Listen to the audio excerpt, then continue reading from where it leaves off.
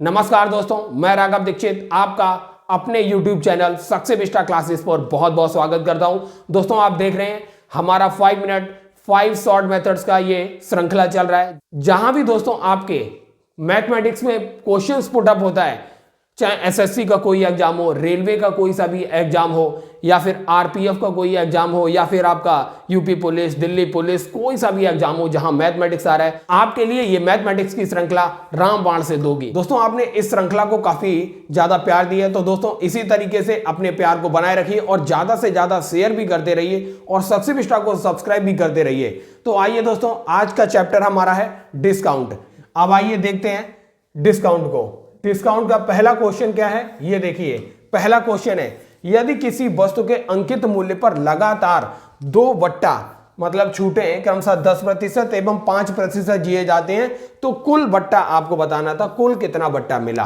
तो दोस्तों कुल बट्टा निकालने के लिए आपको क्या करना पड़ता है, कुल छूट निकालने के लिए क्या करना पड़ेगा, कुल छूट जो हो जाएगी, अगर मान लीजिए कोई 2 लगातार छूटें R1% और R2% दी जाती हैं, तो इनको कुल छूट इक्विवेलेंट निकालने के लिए क्या होगा, R1 plus R2 minus R1 गुणा R2 अपॉन 100। अब देखिए R1 दिया है 10 और R2 दिया है 5, बस रख दीजिए 10 प्लस 5 माइनस 10 गुणा 5/100। ये क्या आएगा 15 माइनस 10 पंजे 50 और 50 का ये हो जाएगा 50 दूनी 100 माइनस का 0.5 हो जाएगा। तो इक्विवेलेंट क्या आएगा, कुल छूट जो आएगी 14.5% जो है कुल छूट आएगी। कुल छूट जो है 14.5% की छूट आएगी। इस तरीके से निकालते हैं। ये शॉर्ट मेथड आपको याद रखना है, R1 plus R2 minus R1 into R2 upon 100।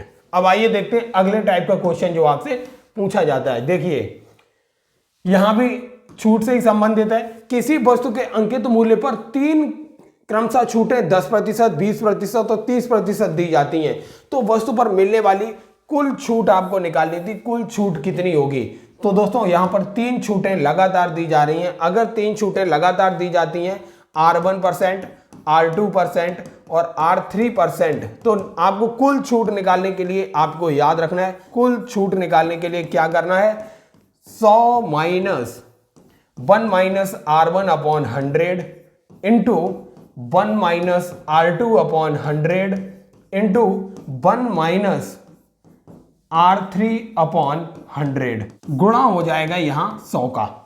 अब आप इसे हल कीजिए, इसमें R1 R2 R3 की वैल्यू रखिए। 100 माइनस 1 माइनस R1 की वैल्यू क्या है 10/100 हो जाएगा, 10/100 गुणा 1 माइनस 20/100 हो जाएगा और गुणा 1 माइनस 30/100 हो जाएगा और इसका गुणा 100 से हो जाएगा। अब आप इसे हल करेंगे, क्या आएगा आंसर, 100 माइनस ये हो जाएगा 10 धाम 100, 9/10 हो जाएगा, गुणा ये 20 पंजे 100 मतलब 4/5 हो जाएगा, गुणा ये हो जाएगा 3/10 मतलब 7/10 हो जाएगा, गुणा 100 हो जाएगा।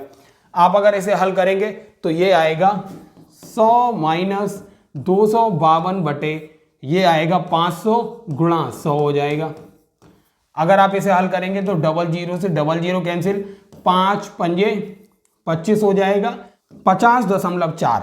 अब 100 में से 50.4 अगर माइनस करेंगे, 100 माइनस 50.4, तो ये आएगा 49.6%। तो कुल छूट कितनी आई, 49.6% जो है कुल छूट है। आपको मेन याद रखना था ये R1 R2 R3 अगर लगातार छूटें दी जाती हैं तो 100 माइनस गुणा 1 माइनस R1 अपॉन 100 गुणा 1 माइनस R2 अपॉन 100 गुणा 1 माइनस R3 अपॉन 100 इंटू 100 होता है।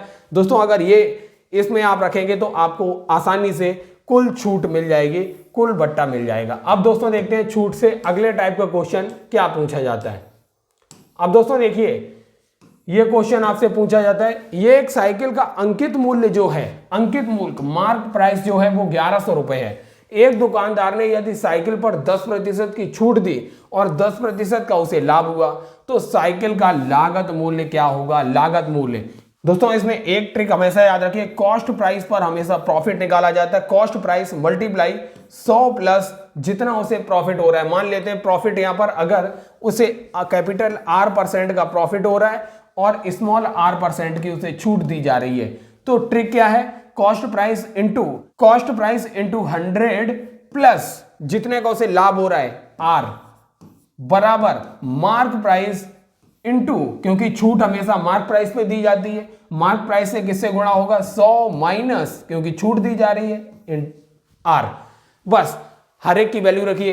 कॉस्ट प्राइस आपसे पूछा गया है 100 प्लस R आपको दिया है, लाभ कितना हो रहा है 10% का हो रहा है, 10% बराबर मार्क प्राइस कितना दिया है, अंकित मूल्य 1100 रुपए दिया हुआ है, तो 1100 यहां पर रखिए, 1100 गुणा 100 माइनस छूट दी जा रही है R स्मॉल r की वैल्यू 10% की है, छूट दी जा रही है बस। तो कॉस्ट प्राइस बराबर हो जाएगा 1100 गुणा 90 बटा हो जाएगा 110, 110 धाम हो जाएगा 1100, तो कॉस्ट प्राइस की वैल्यू निकल के आई 90 गुणा 10 900 रुपए, 900 रुपए जो है कॉस्ट प्राइस की वैल्यू निकल के आई। इस तरीके से याद रखिए, कॉस्ट प्राइस किससे मल्टीप्लाई होगा, क्योंकि प्रॉफिट हमेशा कॉस्ट प्राइस पे ही निकलता है, 100 प्लस प्रॉफिट बराबर मार्क प्राइस, क्योंकि छूट हमेशा मार्क प्राइस पे दी जाती है, 100 माइनस छूट। बस इसी में सारे फॉर्मूले, इसी में हमने सारी वैल्यू रखी, आपको आंसर मिल गया। इस तरीके से ये शॉर्ट ट्रिक आपको याद रखना है।